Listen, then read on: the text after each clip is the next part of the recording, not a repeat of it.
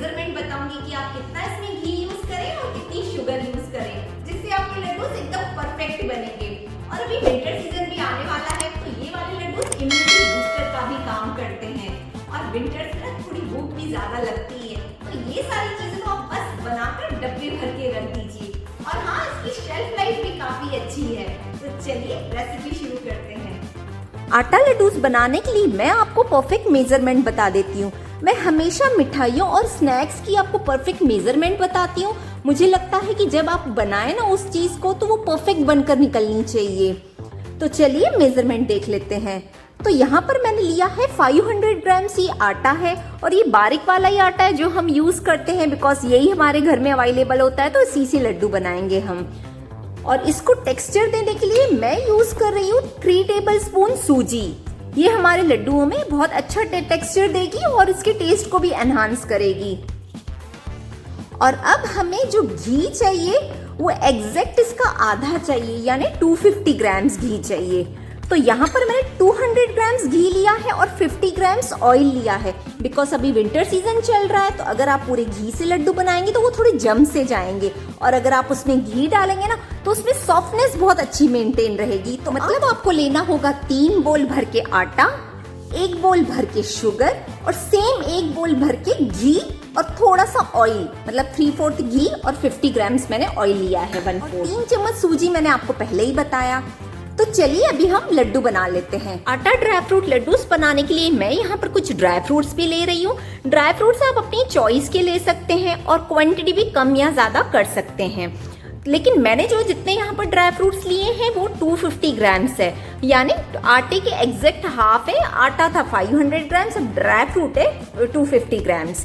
तो मैंने यहाँ काजू ले लिए हैं 50 ग्राम्स, बादाम है 50 ग्राम्स, 30 ग्राम्स मैंने ये बीज ले लिए हैं खरबूजे के, 20 ग्राम्स मैंने खसखस ले ली है, 20 ग्राम्स मैंने किशमिश ले ली है। मैंने यहाँ पर 50 ग्राम्स गोंद ले ली है। हम आज लड्डुओं में गोंद भी डालेंगे, क्योंकि ये लड्डू स्पेशली विंटर सीजन में खाए जाते हैं। और ये सारे ड्राई फ्रूट्स और गोंद बहुत अच्छा इम्यूनिटी बूस्टर है हमारी बॉडी के लिए। तो अगर आपके पास ये सारी चीजें हैं तो आप जरूर ऐड करें, और कोई चीज नहीं है तो आप उसे रिप्लेस कर सकते हैं या फिर स्किप भी कर सकते हैं। तो अब मैं बस बादाम को चॉप कर दूंगी, थोड़े बड़े बड़े पीसेस में ही चॉप करूंगी, और बाकी सारे ड्राई फ्रूट्स को तो चॉप करने की जरूरत नहीं है। कैशू नट्स भी ऑलरेडी हाफ में ही चॉप है, तो उसे एज इट इज ही यूज करूंगी। तो बस इसे चॉप करेंगे और चलिए फिर बनाएंगे फटाफट लड्डू। सबसे पहले आप गैस पर एक हैवी बेस का पैन चढ़ाएं। उसमें मैं डाल रही हूँ 1 टेबलस्पून घी, जो हमने कटोरी में निकाल कर रखा था। अभी आप सिर्फ 1 टेबलस्पून ही डालें, क्योंकि हम अभी सारे ड्राई फ्रूट्स को शैलो फ्राई करेंगे। तो सबसे पहले मैं काजू फ्राई कर लेती हूँ। मैं काजू और बादाम को इसीलिए साथ में फ्राई नहीं कर रही हूँ, बिकॉज कुछ काजू मेरे को लड्डुओं के ऊपर लगाने के लिए भी चाहिए। तो बस 2 मिनट में ही काजू फ्राई हो जाएंगे। बस 2 मिनट में ही काजू का हल्का सा कलर चेंज हो चुका है, तो इसे आप निकाल दें। अब पैन में तो घी है ही, तो मैं इसमें डाल रही हूँ बादाम और खरबूजे के बीज। हम इन दोनों को साथ में ही फ्राई करेंगे। इसको फ्राई करने में भी सिर्फ 2 मिनट ही लगेंगे।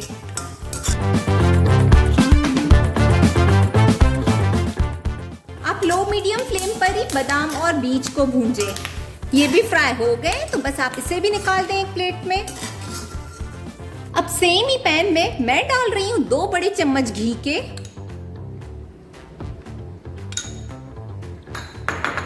घी के मेल्ट होते ही मैं सारी गोंद को फ्राई करूंगी, और इसे बहुत अच्छे से हमें फ्राई करना होगा मीडियम फ्लेम पर, ताकि ये अंदर से क्रिस्प हो जाए। आप गोंद को एकदम गरम गरम घी में ना डालें, अदरवाइज ये बाहर से तो गोल्डन हो जाएगी लेकिन अंदर से कच्ची रह जाएगी। तो आप इसे मीडियम फ्लेम पर ही फ्राई करें। गोंद को मैंने 3 से 4 मिनट तक मीडियम फ्लेम पर फ्राई कर लिया है। बस इसे भी निकाल देंगे। अब सेम ही पैन में घी तो अभी भी है, उसमें हम उसमें सबसे पहले ऑयल ऐड कर लेंगे। जो हमने 50 ग्राम्स ऑयल निकाल कर रखा था ना, 1/4 बोल, वो आप डाल दें। और उसके ऊपर आप डाल दें ये जो घी बचा हुआ है, लेकिन हम इसका आधा ही यूज करेंगे। 2 टेबलस्पून घी हम बचा कर रखेंगे, इसे हम बाद में यूज करेंगे। अब मैं इसमें आटा ऐड कर दूंगी, जो 3 बड़े चम्मच सूजी थी उसको भी ऐड कर दूंगी। अभी हमें इस पूरे मिक्सचर को 15 मिनट के लिए मीडियम फ्लेम पर बहुत ही अच्छे से भूंजना होगा, जब तक इसकी खुशबू नहीं आ जाती है और आटे का कलर भी चेंज नहीं हो जाता है। अगर आप इसे छोड़ देंगे ना तो आपका मिक्सचर नीचे से बहुत डार्क हो जाएगा। आटे का कलर थोड़ा चेंज हो गया है, इसका मतलब ये आधा तो भून चुका है। तो इस स्टेज पर मैं डालूंगी ये 3 बड़े स्पून खसखस के। अब मैं बाकी आटे को भूंजूंगी खसखस के साथ, तो खसखस भी बहुत अच्छे से रोस्ट हो जाएगी। और हमने आटे में घी एक साथ इसीलिए नहीं डाला क्योंकि अगर आप घी डालेंगे ना तो आपको मिक्स करने में आटा हैवी हो जाएगा और आपको भूंजने में दिक्कत होगी। तो अगर घी हम आधा डालेंगे तो आटा काफी लाइट होता है, तो आप बहुत इजीली उसे मिक्स कर पाएंगे। आटे को मैंने 15 से 20 मिनट के लिए अच्छे से भूंज लिया है और आप देख सकते हैं इसका कलर भी चेंज हो गया है, इसमें से खुशबू भी बहुत अच्छी आ रही है। तो अब मैं जो हमारा बचा हुआ घी है ना, हम इसके ऊपर डालेंगे। हम कच्चा घी इसीलिए डाल रहे हैं क्योंकि इसमें से खुशबू बहुत अच्छी आएगी।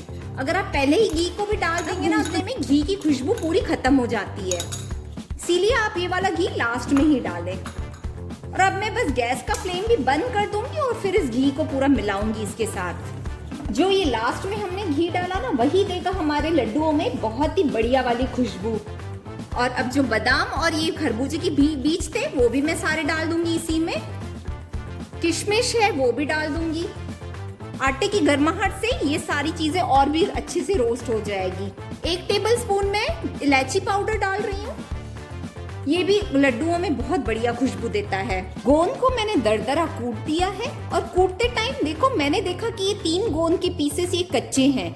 तो जब आप गोंद फ्राई करें तो ध्यान से फ्राई करें कि आपके कुछ पीसेस कच्चे न रह जाएं, मीडियम फ्लेम पर फ्राई करें। और जब आप कूटें इसे तो अगर कुछ कच्चे पीस रह जाएं तो आप इसे हटा दें। तब मैं सारा गोंद भी इसमें डाल दूंगी। अब हम ये पूरे लड्डुओं के मिक्सचर को ठंडा होने देंगे और फिर ही मैं इसमें शुगर ऐड करूंगी कोर्सली ग्राइंड करके। और काजू भी थोड़े से मैं ऐड कर लेती हूँ, थोड़े से बचा भी लेती हूँ क्योंकि मुझे ऊपर से काजू लगाने हैं लड्डुओं में। अब हम सारे मिक्सचर को ठंडा होने छोड़ देंगे। लड्डुओं का मिक्सचर ठंडा हो चुका है, मतलब ये 90% ठंडा है, हल्का सा गर्म है अभी भी, हमें ऐसा ही चाहिए। तो अब मैं इसमें ऐड करूंगी शुगर। मैंने चीनी को दरदरा पीस लिया है, जैसे चीनी का बूरा मिलता है ना वैसा ही। ये हल्का सा दरदरा ही रखेंगे ना तो लड्डुओं में अच्छा टेक्सचर देगा। तो बस ये सारे चीनी को आप डाल दें और अब अभी अपने हाथ की हेल्प से ही आप इस पूरे मिक्सचर को अच्छे से मिक्स कर लें। अगर आपके बच्चे ड्राई फ्रूट्स नहीं खाते हैं तो आप इस लड्डुओं में ड्राई फ्रूट्स ग्राइंड करके भी डाल सकते हैं, फिर उससे आपके बच्चे को पता नहीं चलेगा और उनको सारे न्यूट्रिशन भी मिल जाएंगे।